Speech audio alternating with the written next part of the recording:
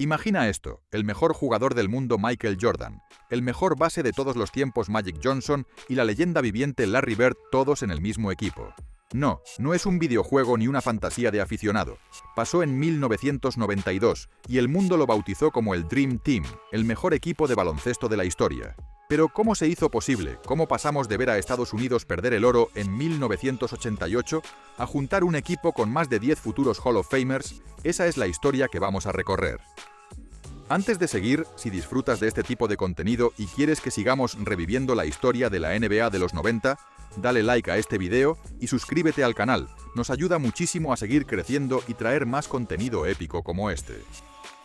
La historia arranca tras los Juegos Olímpicos de Seúl 1988.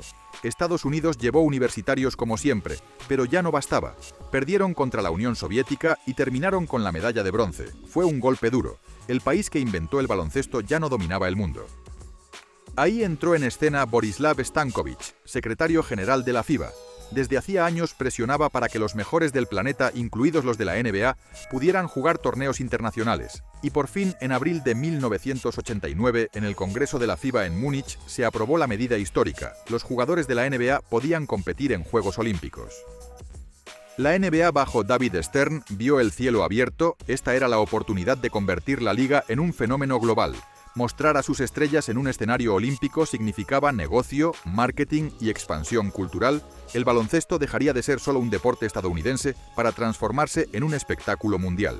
Enseguida se eligió al entrenador, Chuck Daly, el arquitecto de los Bad Boys de Detroit, ganador de 2 anillos y especialista en manejar egos y tácticas defensivas. Era perfecto para dirigir a un grupo de superestrellas. El comité de selección de USA Basketball comenzó a armar la lista. Jordan, Magic, Bird, Barkley, Malone, Stockton, Ewing, Robinson, Pippen y Mullin. 10 nombres que ya sonaban a leyenda. Faltaban 2 plazas. Una reservada al mejor universitario, finalmente sería Christian Laettner, y otra que acabaría siendo para Clyde Drexler, la estrella de Portland. Y claro, todos se hicieron la misma pregunta, ¿y por qué no está Isiah Thomas? Esa polémica la veremos más adelante, pero fue la gran ausencia del Dream Team. El plan estaba claro, mostrar el poder absoluto del baloncesto estadounidense, arrasar a sus rivales y sobre todo dejar una huella cultural imposible de borrar. El escenario inicial sería el Torneo de las Américas en Portland, antesala de los Juegos Olímpicos, y la primera oportunidad de ver juntos a los mejores jugadores de la NBA vestidos con la camiseta de Estados Unidos. Chuck Daly lo dijo mejor que nadie, el talento nos trae hasta aquí, la disciplina nos hará históricos. El Dream Team tenía que estrenarse antes de los Juegos Olímpicos, y lo haría en el Torneo de las Américas en Portland en 1992, un campeonato clasificatorio donde Estados Unidos debía asegurar su lugar para Barcelona. Pero más que clasificar, lo que todos querían ver era la primera vez que esas leyendas compartían la misma camiseta. El ambiente fue una locura, la expectación era inmensa.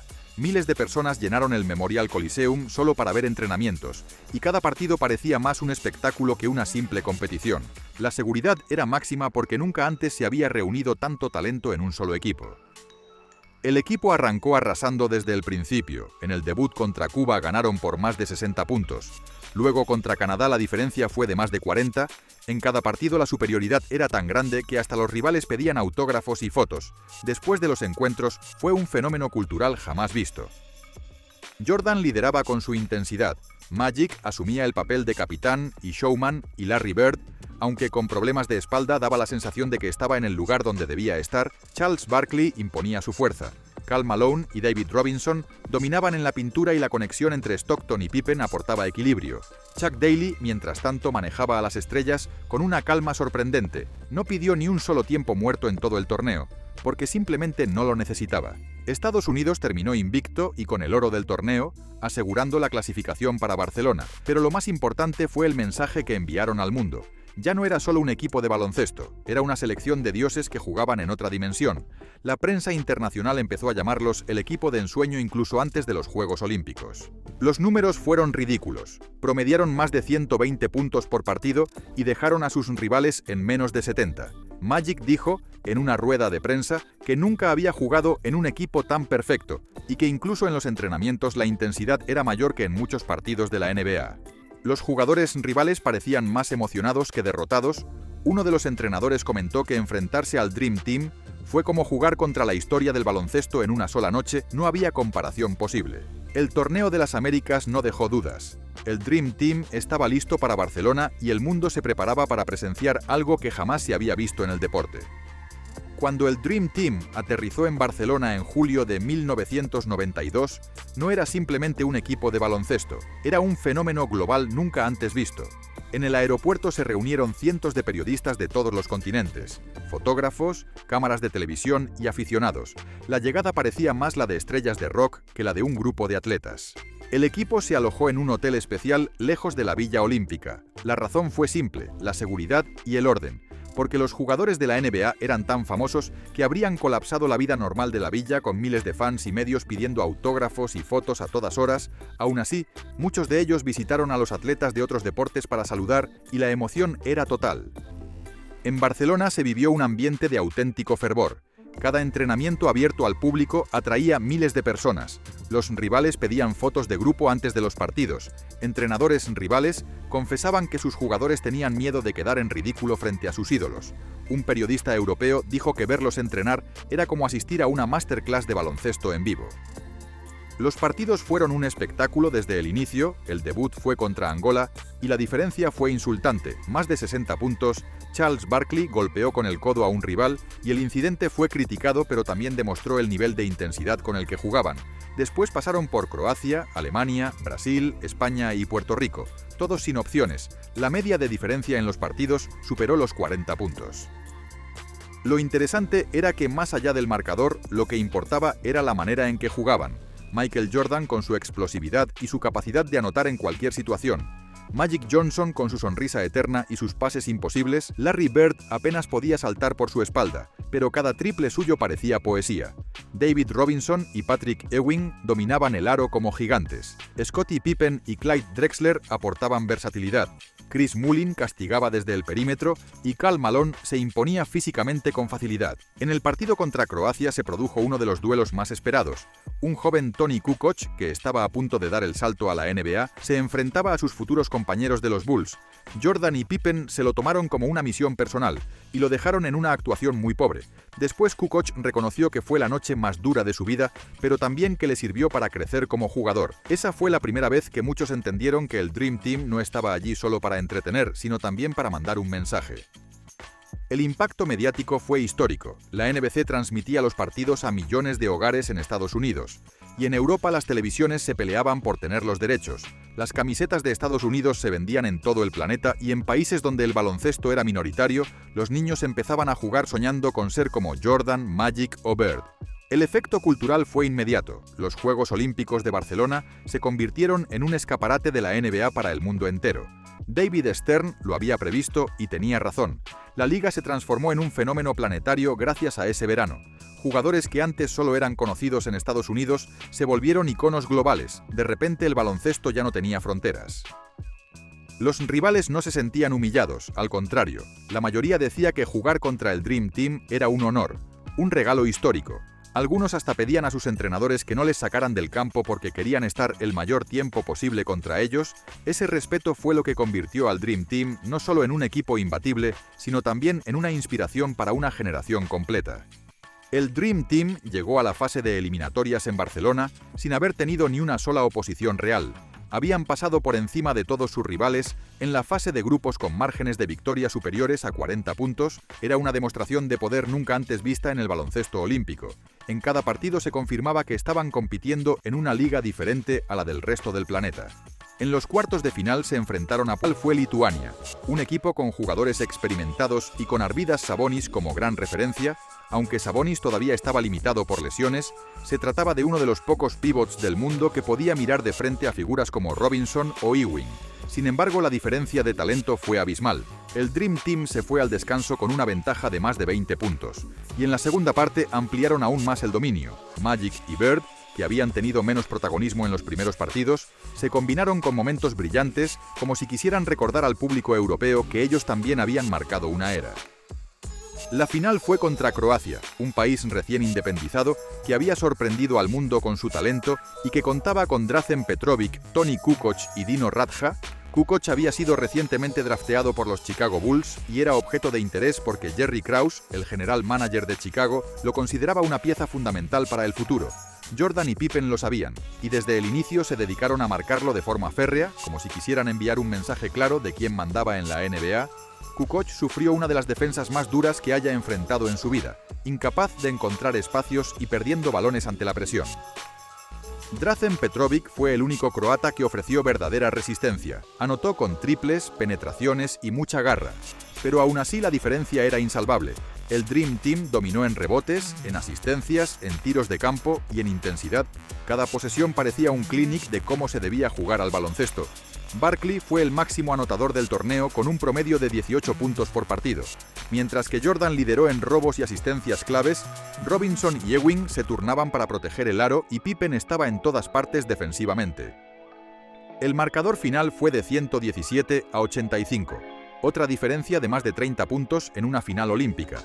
Estados Unidos recuperaba el oro que había perdido en Seúl, y lo hacía con una superioridad absoluta. Larry Bird levantó los brazos sabiendo que era uno de sus últimos momentos en una cancha.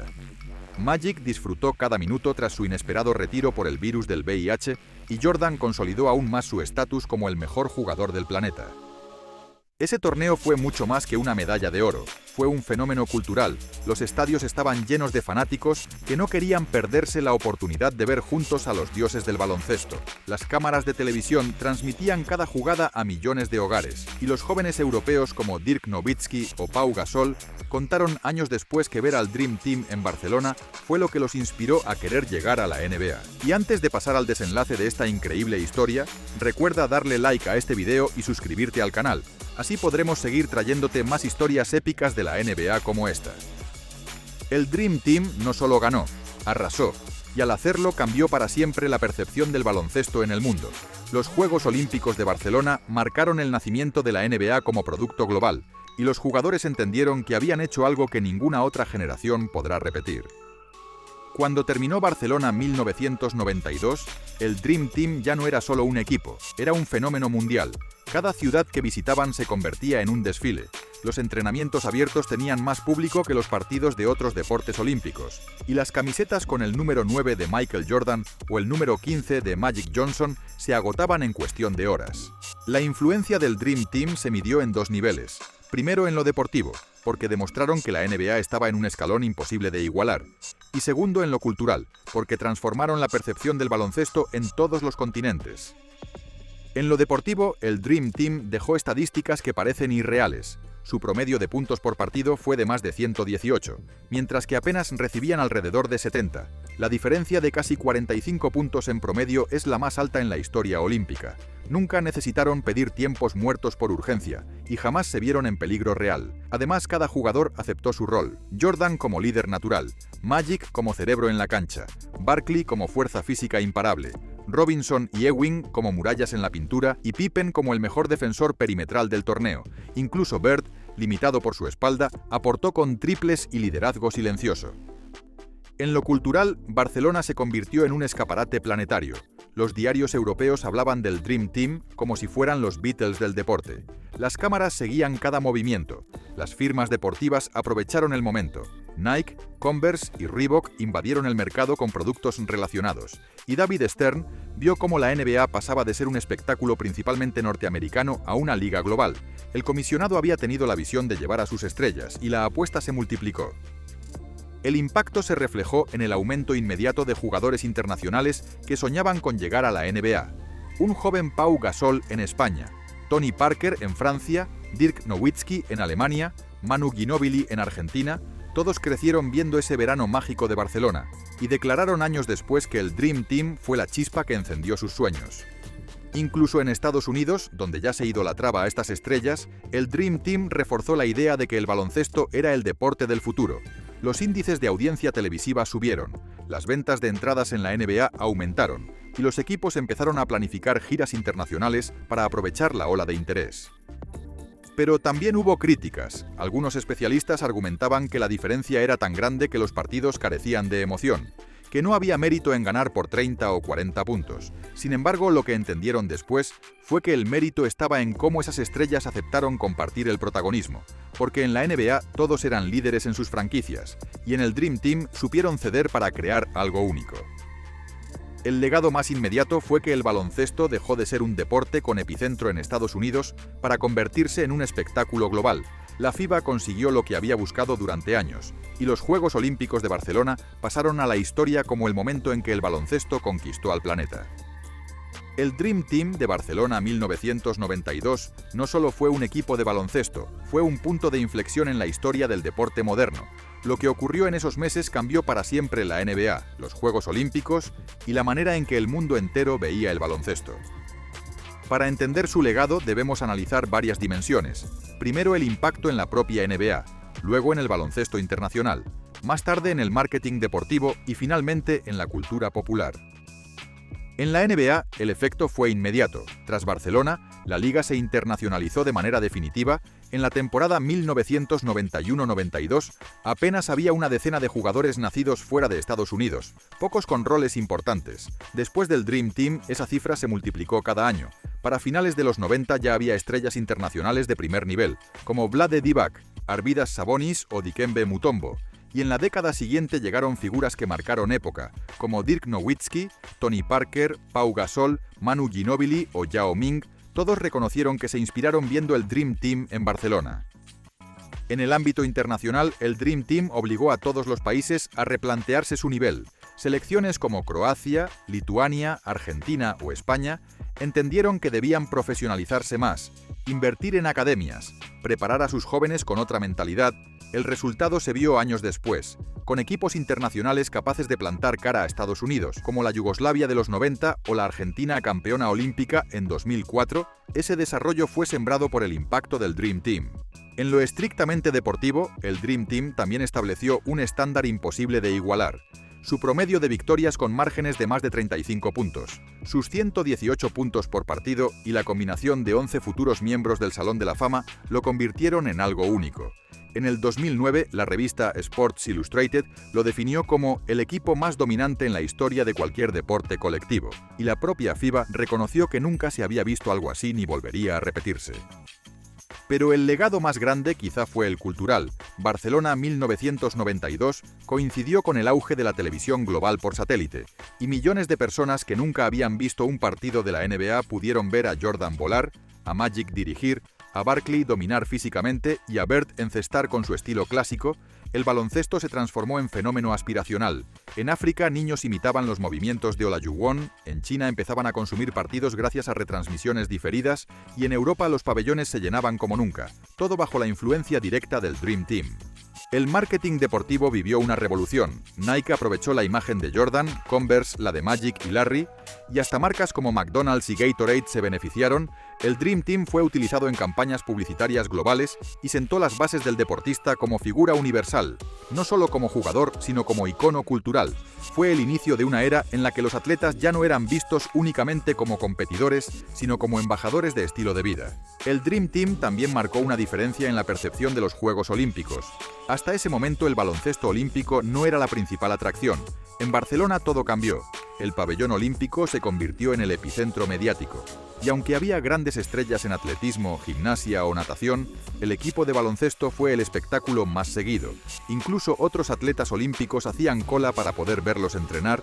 La imagen de jugadores de élite de otros deportes pidiendo autógrafos a Jordan o Magic simboliza mejor que nada el impacto que tuvieron.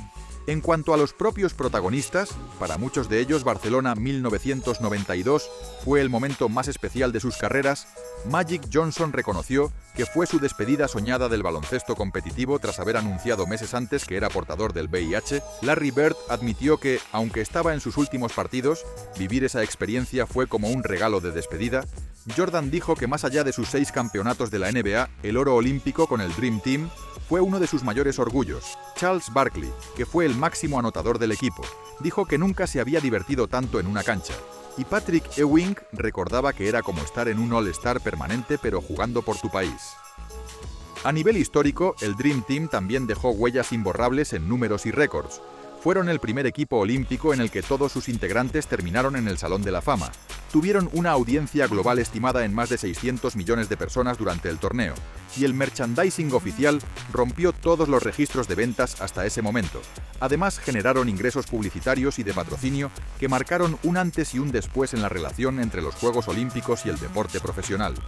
El efecto dominó llegó incluso a la política y la diplomacia, en plena era posterior a la Guerra Fría.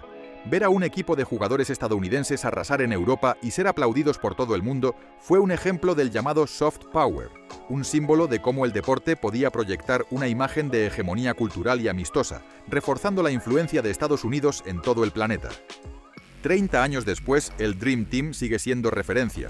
Todos los intentos de Estados Unidos de formar nuevos equipos estelares en Juegos Olímpicos o Mundiales siempre son comparados con el Dream Team, pero nunca se repite esa magia. Ni siquiera los equipos de 2008 o 2012, que fueron muy dominantes, alcanzaron el mismo nivel cultural e histórico, porque el Dream Team no solo jugó, inspiró a una generación entera y cambió el baloncesto para siempre. Y si hemos llegado hasta aquí es porque esta historia lo merece.